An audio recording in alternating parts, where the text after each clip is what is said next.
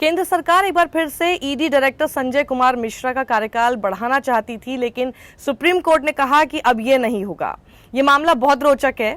संजय मिश्रा 2018 में ED director बनाए गए थे। 2 साल बाद 60 साल की उम्र में उन्हें रिटायर होना था, लेकिन सरकार ने आदेश जारी किया कि उनका कार्यकाल 3 साल का होगा। मामला फिर सुप्रीम कोर्ट में गया और कोर्ट ने कहा बहुत खास मामलों में बहुत थोड़े वक्त के लिए कार्यकाल बढ़ाया जा सकता है। कोर्ट ने तब कार्यकाल बढ़ाने की रजामंदी देते हुए कहा कि ऐसा फिर ना हो, लेकिन आप जानते ही हैं कि ईडी के पास कितना काम है। तो नवंबर 2021 में संजय मिश्रा के रिटायर होने से 3 दिन पहले सरकार ने जुगत भिड़ाकर कहा कि ईडी और सीबीआई के डायरेक्टर की उनकी नियुक्ति से 5 साल पूरे होने तक एक बार में 1 साल कार्यकाल बढ़ाया जा सकता है। मामला फिर सुप्रीम कोर्ट में गया। ये लोग बाज नहीं आएंगे, बार बार बढ़ाते रहे। कोर्ट ने पूछा कि हमने तो पिछली बार कहा था कि अब मत बढ़ाना, तो ऐसा क्यों कर रहे हो? सरकार ने कहा कि संजय मिश्रा अंतर्राष्ट्रीय स्तर पर एफटीएफ में भारत का मामला देख रहे हैं और उनका रहना बहुत जरूरी है। कोर्ट ने पूछा कि ईडी में उनके अलावा और कोई काबिल नहीं है क्या? ये सवाल तो वैसे मेरे मन में भी आ रहा था। सरकार ने कहा कि ऐसा नहीं है, लेकिन इसी साल समीक्षा होनी है। लेकिन सुप्रीम कोर्ट ने कहा कि नहीं, ये बस अब 31 जुलाई तक ही रह पाएंगे। पता नहीं सरकार का काम कैसे चलेगा अब। वैसे ताज्जुब मुझे भी है कि इन ईडी डायरेक्टर संजय मिश्रा जी की सबसे प्रचलित, सबसे खास काबिलियत जो सबको पता है, उसका कोई दूसरा शख्स नहीं मिल पा रहा मोदी सरकार को। ये याचिका टीएमसी सांसद महुआ मोइत्रा ने दायर की थी। महुआ मोइत्रा ट्विटर पर लिखती हैं, जाहिर सी बात है खुश हैं वो, लिखती हैं, Victory in my plea in SC against extension of ED director. Thank you SC for ruling extension invalid. BJP, we shall fight you in the polls. We shall fight you in the courts. We shall fight you in the fields and in the streets. We shall never surrender. Center could not have issued orders dated 17th November 2021 and 17th November 2022 extending tenure of SK Mishra, ED director, in breach of the mandamus issued by this court.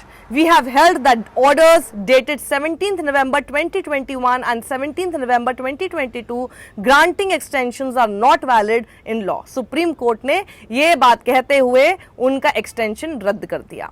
Priyanka Chaturvedi लिखती हैं, If ED director extension has been illegal, then all the decisions undertaken by him and his team should be investigated, else deemed illegal too. सही बात है, जब वही खुद गैर कानूनी या अवैध है उनका एक्सटेंशन, तो फिर उनके सारे फैसले भी वही होने चाहिए। आगे वो लिखती हैं, After the stinging verdict, does the ED director have any moral authority to continue till month end? अभी तक वो जो थे उनका रहना ही गलत है। सुप्रीम कोर्ट ये साबित कर रहा है, ये कह रहा है, अपने फैसले में कह रहा है, नहीं दोबारा इनका एक्सटेंशन नहीं हो सकता। तो किस हैसियत से और किस मुंह के साथ अब वो 31 जुलाई तक है? उसके अलावा जब वो उनका पूरा एक्सटेंशन ही गलत है, तो इस दौरान उन्होंने जो फैसले किए उसको भी तो गलत साबित करना चाहिए, या फिर उसको कम से कम इन्वेस्टिगेट ही किया जाना चाहिए।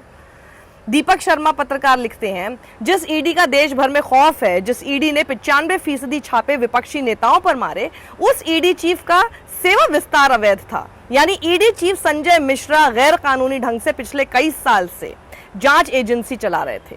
दरअसल मोदी सरकार पर लगातार आरोप लगते हैं कि उसने ईडी को सिर्फ विपक्षी पार्टियों और उसके नेताओं को निपटाने और अपने खिलाफ आलोचक आवाजों को दबाने का हथियार बनाकर रखा हुआ है।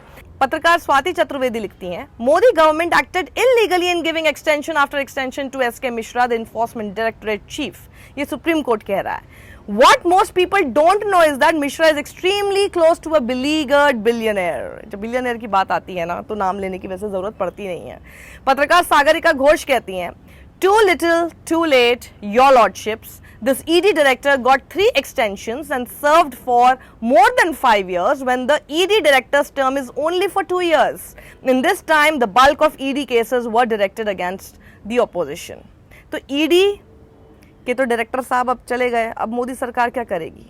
वैसे एक बार फिर मैं इस बात को बोलना चाहती हूँ, मुझे ताज्जुब है, सुप्रीम कोर्ट ने भी ये सवाल पूछा, मुझे भी ताज्जुब है कि जो काम ईडी के मुखिया से कराया जा रहा था, एक्सटेंशन पे एक्सटेंशन दे दे के, बहुत काम होता है ना ईडी के पास, इतने सारे विपक्षी ने, मेरा मतलब है कि कई ऐसे लोगों को धरना होता है जो कुछ इनकी नज़र में गलत कर रहे हैं, कई ऐसी आवाज़ें, बहुत बहुत काम है और 1 साल बचा है सिर्फ इलेक्शन आने में, उससे पहले कई और लोगों को धर दबोचना है। तो कोई और तो काबिल और मिल ही जाएगा इसी तरह की काबिलियत वाले जो ये सब काम कर सके।